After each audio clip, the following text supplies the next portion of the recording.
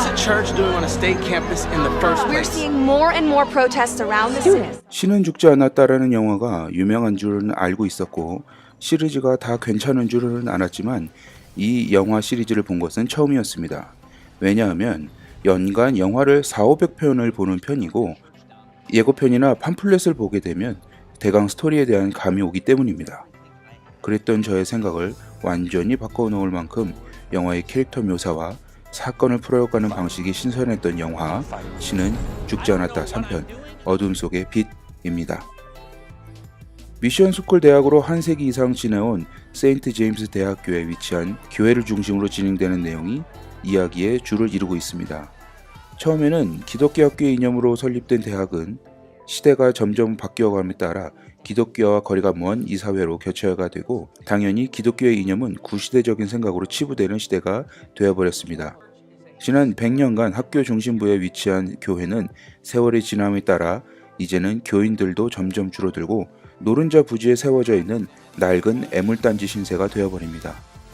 이 사회는 그 교회를 팔고 새 건물을 지으려 시도하고 그 과정에서 교회에 불이 나는 사고와 함께 동역하던 목사가 죽게 되는 사건이 일어나게 됩니다.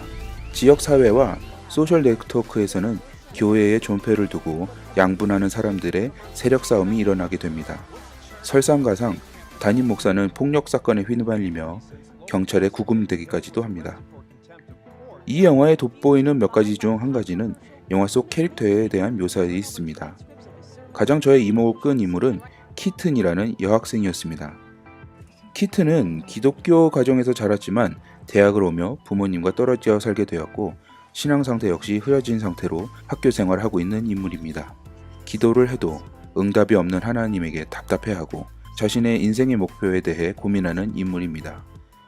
어쩜 이렇게 한국의 청년들과 비슷한 상황을 영화에서 그려냈을까 하는 점이 참 신선했습니다. 본인의 존재 이유를 찾지 못해 학업도 연예도 생활도 모두 꼬여버려서 뒤죽박죽이 된 채 방황하는 인물. 영화를 보는 사람이 청년이라면 매우 공감이 가고 그가 어떻게 신앙을 회복해 가는지 관심 있게 볼 수 있지 않을까 싶습니다.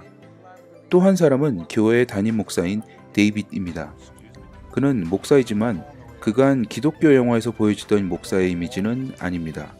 쉽게 표현하자면 약한 부분이 많은 사역자로 표현되고 있습니다.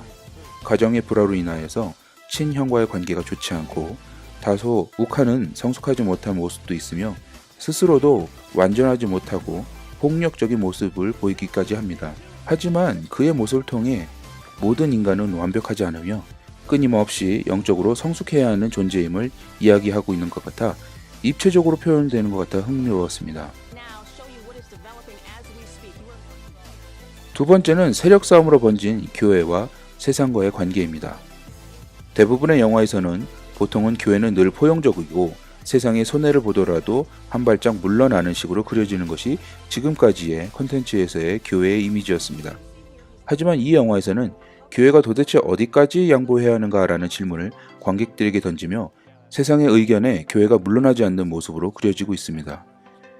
교회는 사랑의 공동체이므로 모든 것을 포용해야만 하는가? 세상의 반대에 어디까지 포용하고 어떻게 대처하는 것이 지혜로운 것인가에 대한 고민을 함께 하는 것도 같았습니다.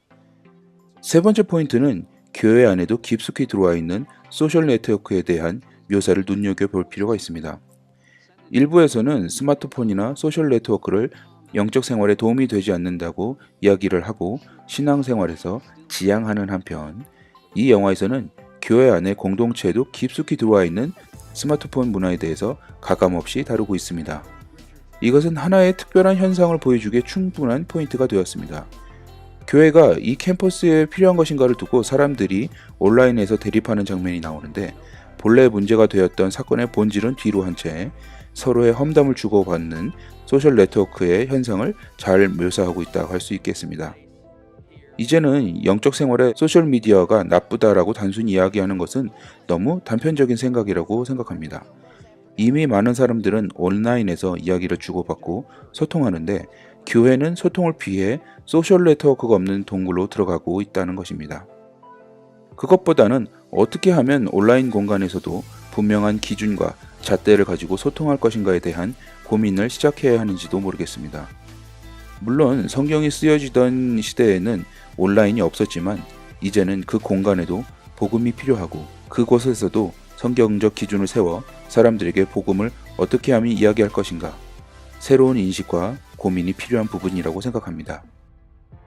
교회는 작은 실수로도 큰 일처럼 만들어 철퇴를 맞아버릴 만큼 주의가 필요한 공동체입니다.